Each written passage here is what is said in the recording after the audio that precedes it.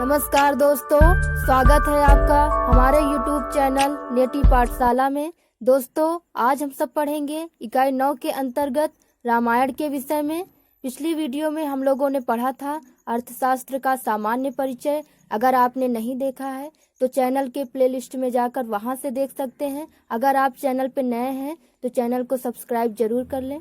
चलिए चलते हैं अपने टॉपिक की ओर। पहला पॉइंट है, रामायण के रचयिता महर्षि वाल्मीकि हैं। अगला पॉइंट है, महर्षि वाल्मीकि को आदि कवि कहा जाता है। अगला पॉइंट है, रामायण को संस्कृत साहित्य का आदि काव्य या आर्ष काव्य कहा जाता है। अगला पॉइंट है, रामायण का समय त्रेता युग माना जाता है। अगला पॉइंट है, महर्षि वाल्मीकि प्रणीत रामायण संस्कृत भाषा में लिखा गया महाकाव्य है। अगला पॉइंट है, श्रीमद् रामायण में दशरथ पुत्र राम के समग्र जीवन की कथा वर्णित पॉइंट है। रामायण में कुल 7 कांड, 500 सर्ग तथा 24,000 श्लोक हैं। इसीलिए रामायण को चतुर्विंशति सहस्त्री संहिता भी कहते हैं। अगला पॉइंट है, महर्षि वाल्मीकि रामायण वैदर्भी शैली में लिखा गया ग्रंथ है। इसमें शैली के तीनों गुण प्रसाद, ओज और माधुर्य विद्यमान है। अगला पॉइंट है, रामायण अनुष्टुप छंद में रचित है। रामायण का मुख्य रस करुण है। रामायण का विभाजन 7 कांडों में किया गया है। तो प्रथम कांड बाल कांड है, द्वितीय कांड अयोध्या कांड है, तृतीय कांड अरण्य कांड है, चतुर्थ कांड किष्किंधा कांड है, पंचम कांड सुंदर कांड है, षष्ठम कांड युद्ध कांड है। यह रामायण का सबसे विशाल कांड है। सप्तम कांड उत्तर कांड है।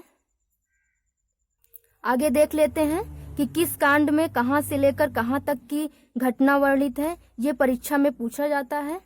बाल कांड में क्रौंच वध की घटना से प्रारंभ करके जनकपुर में धनुष भंग के बाद सीता विवाह तक की कथा। दूसरा अयोध्या कांड, इस कांड में राजमहल की विविध घटनाओं के साथ महाराज दशरथ के द्वारा श्री राम का राज्याभिषेक की घोषणा से लेकर श्री राम द्वारा अयोध्या वापस जाने से मना कर देने पर उनकी चरण पादुका लेकर अयोध्या आने तक की घटना है। तृतीय कांड अरण्य कांड, इस कांड में श्री राम का अपनी धर्मपत्नी सीता और अनुज लक्ष्मण सहित दंडकारण्य में निवास करने से लेकर सीता हरण के पश्चात सीता का मर्मस्पर्शी करुण क्रंदन और रावण का राक्षस सुलभ व्यवहृत वचनों के साथ इस कांड का अवसान होता है। अगला चतुर्थ कांड किष्किंधा कांड है।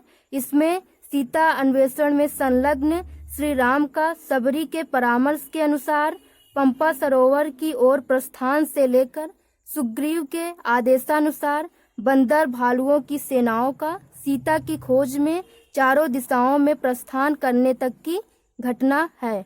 सुंदरकांड में सीता जी के खोज के दौरान गिद्धराज संपाति से प्राप्त सीता विषयक विवरण के अनुसार हनुमान जी का लंका के लिए प्रस्थान से लेकर सीता विषयक समाचार लेकर श्री राम के पास वापसी तक की। छठा कांड युद्ध कांड, इसमें हनुमान जी द्वारा सीता विषयक समाचार पाकर श्री राम, सुग्रीव और संपूर्ण वानर सेना के साथ लंका की ओर प्रस्थान से लेकर श्री राम का अयोध्या में राज्याभिषेक तक की घटना है।